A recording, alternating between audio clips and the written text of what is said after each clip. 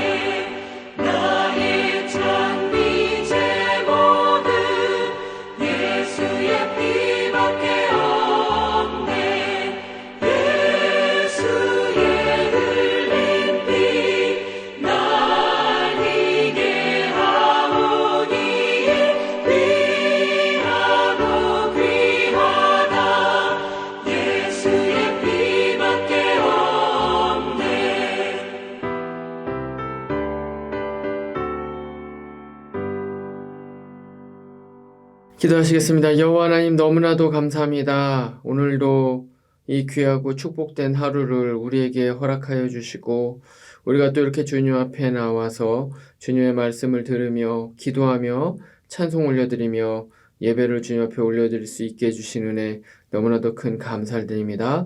하나님 오늘도 우리의 마음 가운데 주님의 거룩한 생명의 양식을 넣어주시기를 소원합니다. 그래서 오늘도 하루를 살아갈 때 그 영적인 꼴로 또 하루를 힘있게 살아갈 수 있는 우리 모두가 되게 하여 주시옵소서.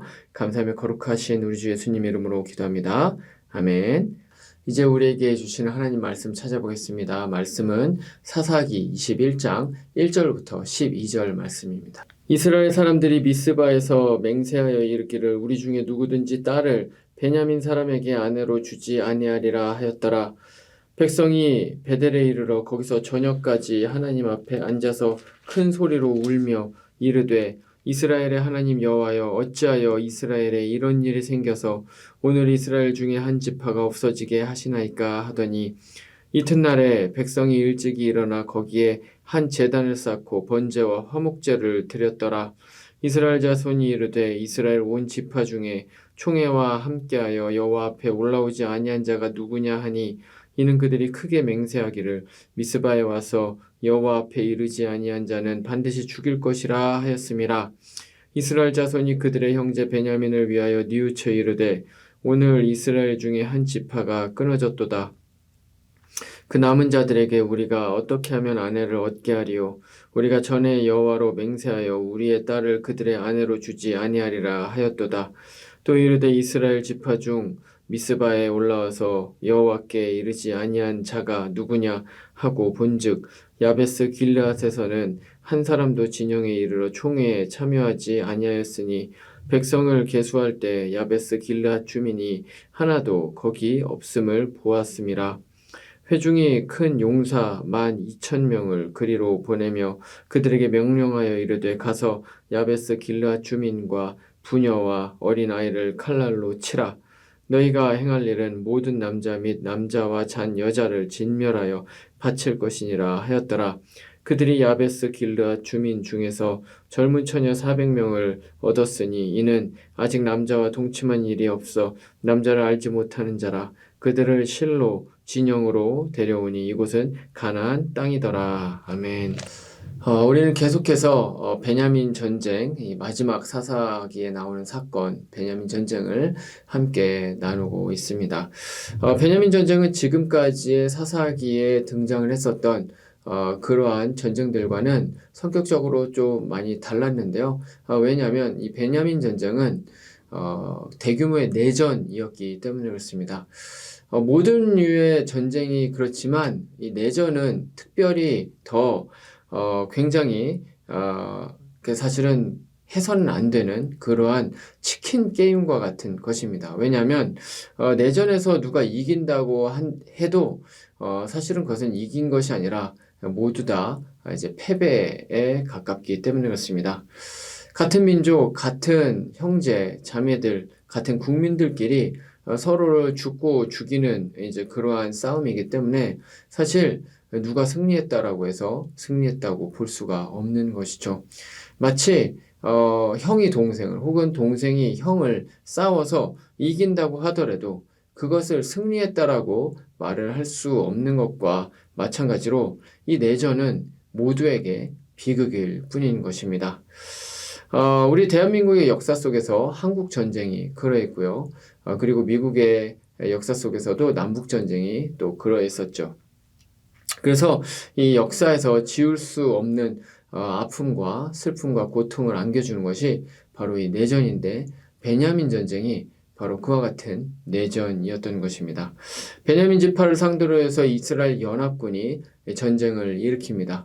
그래서 이 전쟁의 결과 이스라엘 연합군에게도 굉장히 큰 피해가 있었지만, 특히 베냐민 지파는 거의 괴멸 수준으로 이제 그렇게 참혹한 그러한 피해를 입게 되죠. 그런데 이 베냐민 전쟁이 일어나게 된 그 경과, 그 전개되는 그 과정을 보면 사실 이것은 모두 다 온통 잘못된 그러한 판단이 있었음을 이제 우리가 알 수가 있습니다.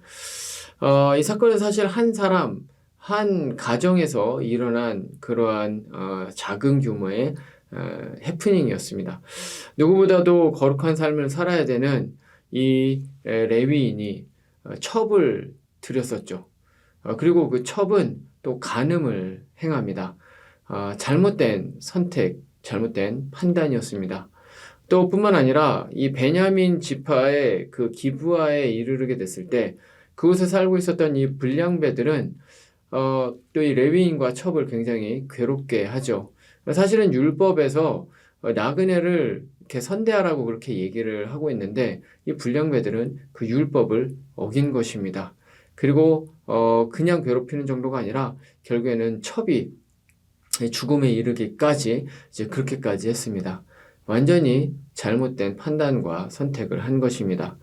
또 이후에 레위인이 이것을 온 천하에 알리기 위해서 그 첩의 시신을 훼손을 해서 그것으로 또 이스라엘에게 굉장히 강력한 이제 충격을 주죠.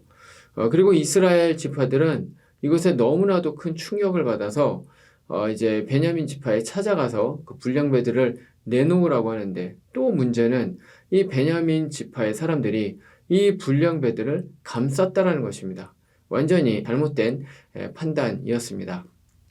뿐만 아니라 이 이야기를 듣고 그렇다면 좋다, 우리 전쟁을 하자라는 식으로 이스라엘 또 지파들은 또 그렇게 판단을 하고 결정을 하는데요. 그 역시도 잘못된 판단이었습니다. 근데 오늘 말씀을 보면 더 큰 잘못된 판단을 했었던 것이 기록이 되어 있는데, 바로 이 이스라엘 지파들이 두 가지 해서는 안 되는 맹세를 했었던 것입니다. 첫 번째로는 이 사건을 해결하기 위해서 이제 총회를 모았었는데, 그곳에서 이 총회에 오지 않은 자들은 다 죽이자는 그런 맹세를 한 것이고요. 또 두 번째로는 자신들의 딸을 베냐민의 이제 베냐민 사람들과 결혼시키지 않겠다라고 그렇게 이제 또 맹세를 했었던 것입니다. 이것은 그냥 사실 베냐민을 완전히 전멸시켜버리자는, 12지파 중에서 아예 소멸시켜버리자는 사실은 거의 그런 의미였다라고 볼 수가 있는 것이죠. 물론 이스라엘이 그만큼 분노할 만한 굉장히 나쁜 악한 그런 사건이었습니다. 그리고 그 불량배들에게 그런 어떤 거룩한 공의의 처벌을 하는 것도 또한 정당하다고 생각이 듭니다. 하지만 그럼에도 불구하고 이 레위인으로부터 시작해서 이 이스라엘 모든 민족에 이르기까지 제대로 된 판단을 한 사람이 이제 한 명도 없었다라는 것이 정말 너무나도 안타까웠고, 그래서 결국에는 이와 같이 한 지파가 완전히 소멸될 그런 위기에 이제 놓이게 되었다라는 것이죠. 이 모든 것들이 다 잘못된 판단의 연속으로 여기까지 오게 된 것이었습니다. 근데 그렇다면 도대체 무엇이 문제였을까요? 오늘 등장하는 이 모든 사람들과 또 이스라엘 민족은 왜 이렇게 잘못된 판단을 계속해서 이어갈 수밖에 없었을까요? 그것은 바로 사사기에서 지속적으로 이제 나오고 있는 바로 그 이야기, 이스라엘의 왕이 없었으므로 사람마다 자기 소견에 옳은 대로 행하였다라는 바로 이 구절에 사실 모든 것이 다 들어 있습니다. 그런데 우리가 이 구절을 사실 해석하기 위해서는 잘 해석을 해야 되는데요. 왜냐하면 이 구절만 딱 따로 떼서 이제 보면 이스라엘이 그 당시 가나안 다른 민족들처럼 왕정 체제가 아니었기 때문에 마치 이들이 잘못된 판단을 하고 이와 같은 비극을 이제 저지르게 된 것처럼 그렇게 생각을 할 수가 있는데, 사실은 지금 방금 읽었었던 그 구절은 그런 뜻이 전혀 아닙니다. 왜냐하면 이후에 이제 사무엘서부터는 이제 왕정 체제가 이제 생기게 되죠. 그래서 사울부터 시작을 해서 열왕기에 나오는 많은 왕들까지 왕정 체제로 계속 수백 년간 이어가는 것을 봅니다. 하지만 그 왕정 체제 하에서 오히려 이스라엘 민족들은 더욱더 부정하고 부패하고, 그리고 또 도덕적으로 윤리적으로 문제가 많고 우상 숭배를 더 심하게 했었기 때문에 그렇습니다.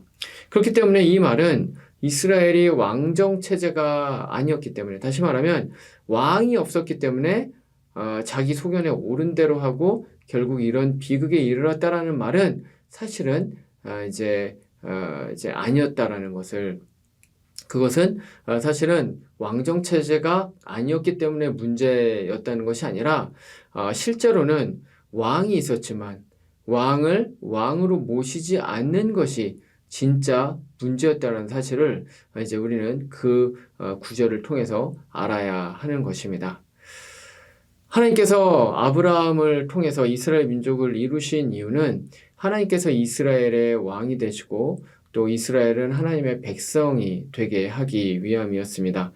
그래서 하나님께서는 아담으로부터 시작을 해서 계속해서 노아, 그리고 아브라함, 그리고 그 이후에 나와 있는 모든 그의 이제 자손들과 계속해서 바로 이 하나님의 백성을 만드는 이 언약을 갱신해 나가는 것을 이제 볼 수가 있습니다. 다시 말하면 이스라엘에는 왕이 항상 존재했었다는 것이죠. 이스라엘에는 왕이 없었던 적이 단 한 차례도 없었습니다. 이스라엘의 문제는 그러니까 왕이 없었던 것이 아니라 왕은 존재하는데 그 이미 존재하는 왕을 왕으로서 여기는 것이 아니라 마치 투명인간처럼 없는 것처럼 그렇게 여겼던 것이 사실은 가장 큰 비극이었던 것이죠. 베냐민 전쟁 앞에 나오는 이 사사기 17장, 18장에 보면 미가의 신상 사건이 나오는 것을 우리가 보았습니다. 이것은 무엇입니까? 이스라엘에는 이미 개인과 가정은 물론이고 모든 사람들이 다 우상 숭배에 완전히 도취되어 있었다는 것을 의미하죠. 하나님을 아는 지식이 없으니 당연히 하나님을 왕으로 섬길 수도 없었던 것입니다.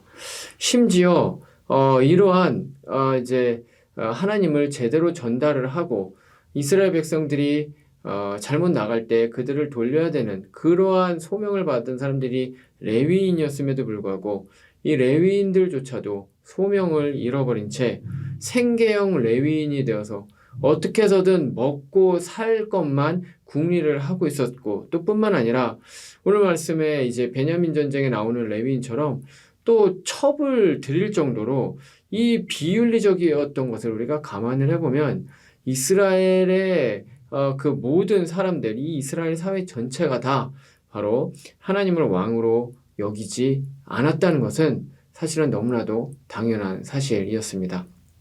그렇기 때문에 이와 같이 개인은 물론이고요.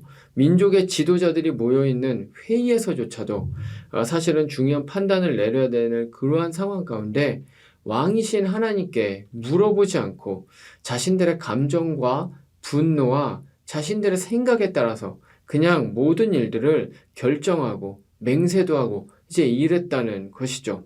당연히 그 결정은 판단은 잘못될 수밖에 없었던 것입니다. 그렇기 때문에 이스라엘이 잘못된 판단을 할 수밖에 없었던 진짜 이유는 사실은 왕이 없었던 것이 아니라 진짜 왕이신 하나님을 왕으로 섬겨드리지 않았기 때문이었다는 사실을 알 수가 있는 것이죠. 그런데 인간의 역사를 보면 사실 이런 문제가 계속해서 발생했었다는 것을 우리는 알 수가 있습니다. 죄의 여러 가지 속성이 있지만 그 중에 하나는 하나님을 떠나서 자유롭기를 원한다는 것입니다. 그것이 바로 아담으로부터 시작을 해서 오늘날까지 계속해서 이어져 오고 있는 바로 이 세상의 비극인 것이죠.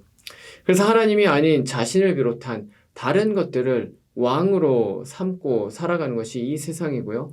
그러다 보니 자기중심적이고 탐욕이 만연해 있고 미움과 다툼으로 모든 일들을 다 행하게 된다는 것입니다. 그렇기 때문에 당연히 이 세상은 잘못된 판단, 그것이 정치가 됐든 교육이 됐든 무엇이 됐든 바로 인간 중심적인 바로 그러한 하나님을 왕으로 섬기지 않는 그러한 모든 것들은 결국에는 잘못된 판단을 할 수밖에 없다는 것입니다. 그래서 죄악된 인간이 다스리는 세상에는 선한 것이 있을 수가 없는 것이죠. 하나님께서 만약에 자비와 긍휼을 그 은혜를 단 한순간이라도 이제 그치신다면 이 세상은 지금까지 이제 이렇게 이제 버텨올 수 없었을 것이고 완전히 사라져서 이미 없어졌을 것입니다. 그렇기 때문에 이 세상이 변하기를 원한다면 우리 하나님을 왕으로 모셔야 합니다. 그것이 가장 첫 번째 해야 되는 일인 것이죠. 이 불합리한 세상 속에서 정의와 공의가 바로 서기를 원한다면 우리는 공의의 하나님을 우리의 왕으로 모셔야 하는 것입니다. 질서와 최소한의 도덕적 양심마저도 완전히 무너져 버리고 있는 이 시대 가운데 윤리가 다시 바로 서고 도덕적인 세상이 되기를 원한다면 완전히 거룩하신 그 하나님을 왕으로 모셔야 하는 것입니다. 사람에 대한 자비와 긍휼이 사라지고 있는 이 세상 가운데에서 자비와 긍휼과 참된 인간성을 다시 회복하기를 원한다면 하나님을 다시 왕으로 모셔야 하는 것이죠. 하나님의 왕권이 회복되는 만큼 이 세상은 회복될 수 있을 것입니다. 그렇기 때문에 우리가 다른 어떤 것을 위해서 기도하기 이전에 이 세상이 하나님께로 다시 돌아가게 하여 주옵소서. 다시 이 세상의 왕이 하나님이시라고 우리가 인정하고 선포하게 하여 주옵소서. 우리가 이런 기도를 드려야 하는 것입니다. 그리고 그것은 나와 우리 가정에도 동일하게 적용이 됩니다. 나의 삶과 우리의 가정의 삶 가운데 하나님이 왕이 되시는 그러한 사실을 우리가 공개적으로 타협하지 않고 명확하게 선포를 해야 합니다. 그러면 어떻게 하는 것이 나와 나의 가정 가운데 하나님이 왕이 되시는 것일까요? 우선 개인의 삶을 돌아보면 내 인생의 모든 주권을 주님께 내어 드려야 하는 것입니다. 나의 꿈, 비전, 직장, 물질, 심지어 나의 생명까지도 모두 다 하나님의 것이고 그렇기 때문에 하나님께서 통치하실 수 있도록 내어드려야 되는 것이죠. 내 모든 것들이 다 하나님께 있음을 인정을 해야 됩니다. 하나님께서 원하시는 대로 내가 살겠다고 그렇게 기도하며 다짐하고 결정을 해야 하는 것입니다. 그렇게 될 때 비록 나의 생각과는 다르더라도 하나님의 뜻대로 삶을 살아갈 수 있는 것이죠. 이것이 바로 나의 삶 가운데 하나님을 왕으로 인정해 드리는 것입니다. 만약에 베냐민 전쟁에 나오는 레위인이 그렇게 하나님께 자신의 삶을 내어드리는 삶을 살았다면 결코 첩을 들이지 않았을 것이고요. 그리고 첩에게 그와 같은 변고가 있다고 하더라도 그렇게 잔인하고 잔혹하게 시신을 훼손해서 자신의 뜻을 이제 관철시키려고 하지도 않았을 것입니다. 가정 역시도 마찬가지입니다. 사실 가정을 주님께 내어드리는 것은 나 개인을 주님께 내어드리는 것보다 훨씬 더 어렵습니다. 왜냐하면 가정의 리더로서 배우자와 또 자녀들을 책임져야 되기 때문에 그렇습니다. 저도 생각을 해보면 사실 저 혼자 고생하는 것은 얼마든지 감당할 수 있을 것 같은데 저의 배우자와 저의 아내와 저의 자녀들이 제가 내린 결정 때문에 만약에 힘들어지고 예를 들어서 밥을 굶는다든가 이제 교육을 못 받는다든가 이제 이런 일들이 일어나게 되면 아마 너무나도 마음이 아플 것 같습니다. 그렇기 때문에 나 개인을 주님께 내어드리는 나의 삶을 주님께 드리는 것보다 더 어려운 것은 사실은 나의 가정을 주님께 내어드리는 것이죠. 하지만 그럼에도 불구하고 이러한 중요한 결정을 해야 될 때에 모든 가족 구성원들이 함께 모여서 함께 기도하면서 하나님께 우리의 가정을 올려드리자라고 그렇게 선포를 하게 된다면 하나님께서는 반드시 그 가정의 주인이 되어 주시고요. 하나님의 뜻이 무엇인지 분별할 수 있도록 지혜를 주시고요. 가장 선한 길로 인도하실 것이라는 것이죠. 만약에 이스라엘 민족이 기도하면서 이 문제에 대해서 대응을 했다면 어떤 일이 일어났을까요? 베냐민에 있는 그 불량배들을 처벌하러 갔을지라도 그래서 베냐민 민족들이 베냐민 지파 사람들이 이 불량배들을 감싸고 있다고 하더라도 결코 이들을 멸망시키려는 그런 전쟁을 하지는 않았을 것입니다. 또 뿐만 아니라 그 이후에 오늘 말씀에서는 또 야베스 길르앗에 있는 사람들을 또 전멸시키는 이러한 잘못된 일들을 하게 되는데 이런 학살도 이제 하지를 않았을 것입니다. 정말로 하나님께 기도하면서 결정을 했다면 아마 사사기의 결말은 다르게 되었을 것입니다. 말씀을 마치겠습니다. 오늘 말씀에서는 베냐민 전쟁 이후에 그 수습 과정이 이제 기록이 되어 있는데 이 말씀을 보면서 우리는 이스라엘이 그동안 잘못된 결정을 계속해서 해왔다는 사실을 생각을 해볼 수가 있었습니다. 가장 큰 문제는 무엇이었습니까? 바로 왕이신 예수님을 왕으로 인정하지 않았던 것이 문제였던 것이죠. 우리도 역시 마찬가지입니다. 우리의 개인의 삶과 우리의 가정의 삶 가운데 진실로 하나님을 나의 왕, 그리고 내 가정의 주인으로서 여기면서 살아가고 있는지 우리는 돌아보아야 합니다. 우리의 모든 삶에서 왕 대신 주님만을 높여드리는 우리가 되기를 말씀으로 축원드립니다. 기도하시겠습니다. 여호와 하나님 아버지 너무나도 감사합니다. 하나님 오늘의 이 말씀을 통해서 정말로 우리에게 중요한 것이 무엇인지 다시 한번 생각해 보게 해주심에 큰 감사드립니다. 하나님 이스라엘에 왕이 있었음에도 불구하고 왕을 왕으로 섬기지 않았던 것과 같이 혹시 우리의 삶 가운데 우리의 가정 가운데 진정한 주인 되신 그 왕 되신 하나님을 왕으로 제대로 섬겨드리고 있는지 그렇지 않은지 하나님 우리가 우리의 삶을 돌아보게 하여 주시옵소서. 하나님 우리가 너무나도 부족하고 연약합니다. 혹시 우리의 삶 가운데 우리 가정 가운데 온전히 하나님이 왕 되시지 못한 부분이 있다면 이 시간 회개하며 주님 앞에 나아가오니 하나님 우리의 모든 삶 가운데 하나님 왕으로 좌정하여 주시옵소서. 하나님 여러 가지 기도의 제목으로 또 나온 모든 성도님들 기도의 소원들 주님께서 들어 응답하여 주시는 귀한 시간 되게 하시기를 바라고 원하며 감사하며 거룩하신 우리 주 예수님 이름으로 기도합니다. 아멘. 이제 개인의 기도 제목으로 기도하시겠습니다.